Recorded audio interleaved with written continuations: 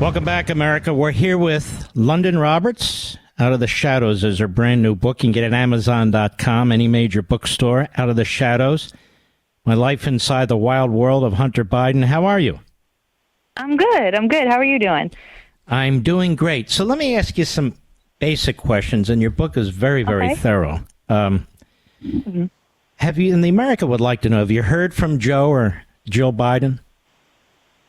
I have not. I haven't heard anything from them. About a year ago, they gave a statement to People magazine acknowledging Navy for the first time. But, that's all. That's all that I know. So they have no interest in meeting her? They've never indicated any interest in meeting her? Is that correct? Correct. Not to my knowledge.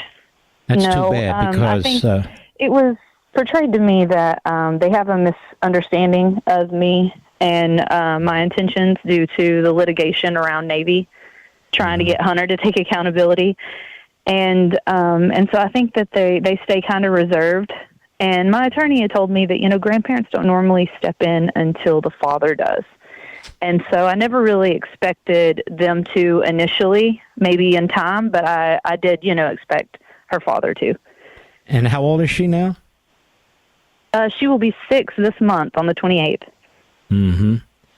And I don't know. I'm a grandfather. Flesh and blood means everything. However it comes about, it's still a little kid, a little baby.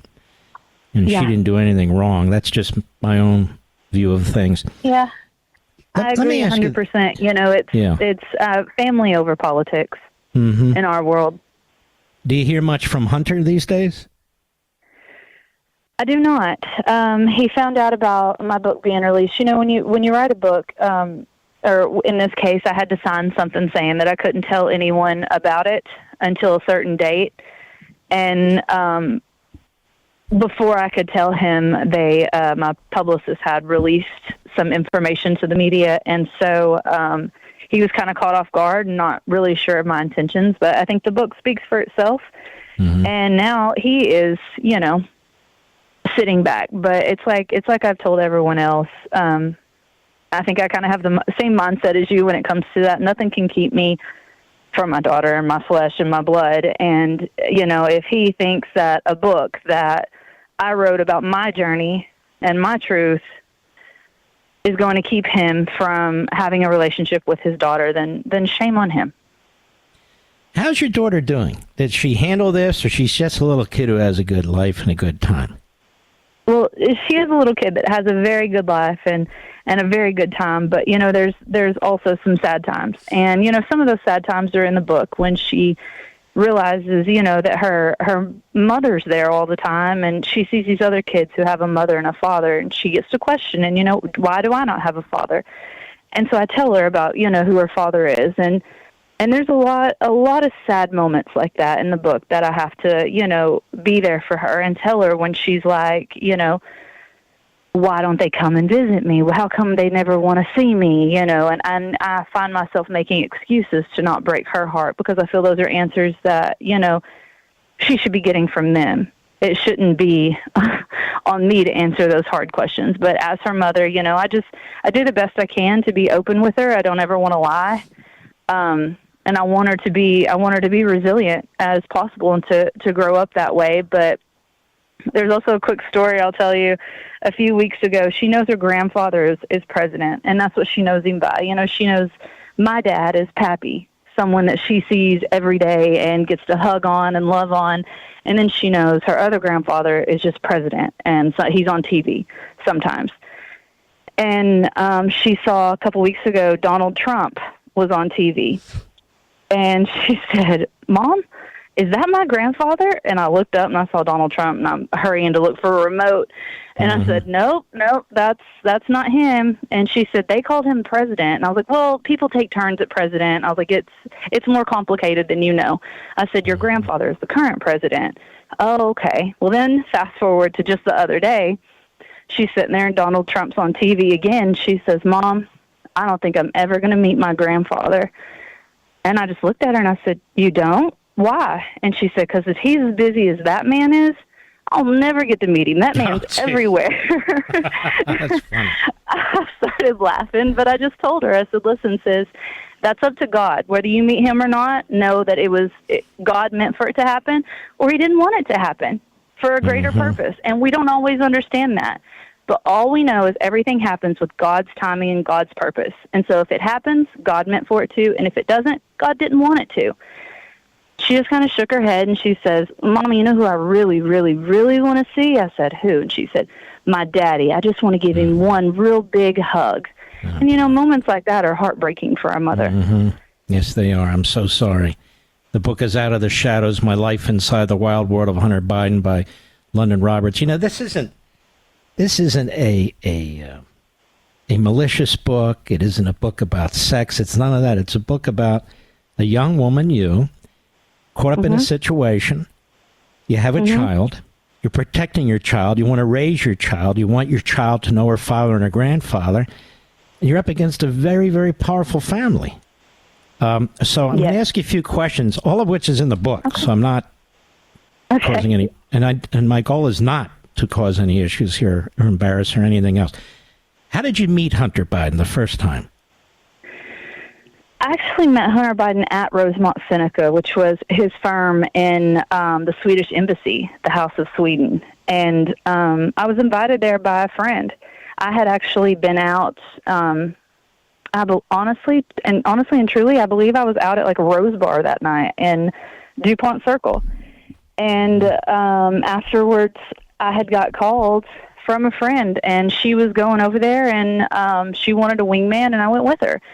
And from there, I run into him, and we spend the night talking. And, even though with the paraphernalia in front of him and, he's standing there in these boxer briefs, initially you would think to run. But, you can blame it on being young and dumb, but I connected to him. I empathized in what he was going through. I saw this demon on his back, and I saw this broken man in front of me. And then, I realized who he is in conversation, and it's just, my heart broke for him. We're talking to Lunden Roberts, who wrote the book Out of the Shadows, My Life Inside the Wild World of Hunter Biden, her beautiful daughter, Navy. And Lunden, you were telling us about the first time you met Hunter Biden, and how long did you know him? Or how long were you with him, I guess I should say. What's that, a year? I knew him for on and off, and he was in a dark place at that time, and I'm pretty candid. He's been pretty candid with it, and I was pretty candid with what I saw, and an addict's personality is sometimes they're there and sometimes they're not, and so through the course of the year I might see him 2 weeks straight, and then I might not see him for another 2 weeks. He would come and he would go, and but it was about a year when I found out I was pregnant. And you write in the book, look, if I could take back some of my youth, I would. That you were a little out of control, you were wild, you did stuff you wish you hadn't have done, and so forth and so on. But now you have a child, and that affected you in a very significant way, right? Absolutely, yes. And did Hunter Biden want you to have this child? He never said that he didn't. He never asked me to have an abortion, and he made it very clear when I told him that I was pregnant. He made it very clear that he would support me and be there for me and respect whatever decision I made. And, with that, he would support and be there regardless. And he had even, said that he could not have a child on this earth and not be in its life. But it hasn't worked out that way, has it? Yeah, no, it hasn't. And has anybody from the family reached out to you? Anybody? No, I've so far the only thing that has happened is, last year he was court ordered, and him and I agreed upon it when we first sat down for the first time since I was pregnant, and he agreed to, connect with her through his art. He claims, the two things that got him through his darkest days were art and family. And so he wanted to start building a relationship with her through his art. And it would be, start with one Zoom call a month. And she would pick out a painting to be hers. And, then they started building a relationship, and it was a couple times a month. And then it was, a few times or a couple times a week. Her first T-ball game, he wants to talk to her before it and give her, a little pep talk. And that relationship was growing. And then he found out about me writing the book. And, it's kind of come to a standstill. And I tell people all the time, but Navy didn't write the book. You wrote the book. He did. That's why I say if a book can keep him from being a father, and my journey as a mother speaking about my journey as a mother and what I've gone through can keep him from being a father, then shame on him. No, Navy didn't write a book, but I promise you, years from now, when she's able to look back at all of this, she will have this book to hold in her hands and to read. She'll know who I am. She'll know who raised her. And I can only pray that she would be proud of me for standing 10 toes down and doing this, despite the narrative that was against it. Does she seem, you're trying to give her a stable environment. You have your family, your parents involved. Does she seem to be a happy young child? Oh, yes.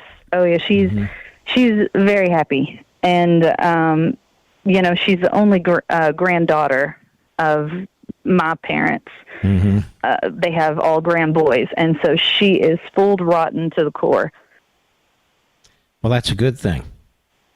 Absolutely. Yeah. Sometimes it could get the best of her, though.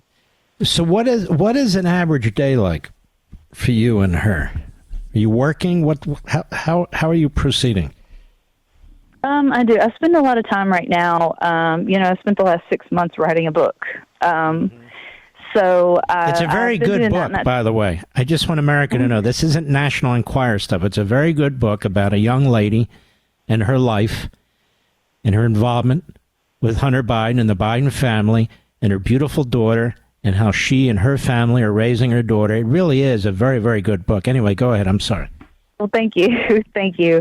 It's kind of been hectic here lately, but I mean, most days consist of, me and her. We go through, like kindergarten kits and different things like that, trying to engage in certain things. She loves Barbies. She'll play with her Barbies in her room, and we spend time. We'll go to Yaya and Pappy's, who are my parents, and, they've got a four-wheeler. They've got a swimming pool out there. They've got all this fun stuff, and we'll go, Dad has a bunch of land with trails on it, and she loves to go out there in the trails and listen to country music. And, she's into everything. It's kind of like today I was filling out a thing for her, and it said, what I want to be when I get older. And I said, okay, what do you want to be when you get older? And she sat there for a little bit and she thought about it. She's like, I either want to be an artist or a cowgirl.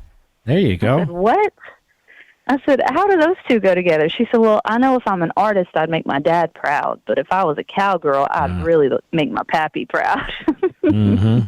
Sounds like a very intelligent little girl. Let me ask you this. She's very, very, very intelligent. Yeah. Your father and your mother, what do they think of Hunter and Joe and Jill? Well, my dad will say this. And, it's no secret. My mom and dad are conservative. My dad's been on Trump, on hunts with Trump Jr. and stuff. They communicate. And it's no secret. Dad will let everyone know, listen, when we come here, we don't discuss politics. We don't talk about it because there's one thing I will say, and that is Hunter Biden gave me my greatest blessing when he gave me my granddaughter. And I will not sit here and say anything negative towards him. And, he even, the first time he met Donald Trump Jr. on a hunt, he told him when he walked up, Donald Trump Jr. wanted to meet Dad because Dad had done a gun for him. And when they met, Dad just told him, he said, listen, family's off limits. And he said, no, man. He said, I totally get that and I respect that. This isn't about that. What's your father think of Joe? It's family over politics. Yeah. What about Joe not having any contact with your daughter? What's he think about that? They don't understand it.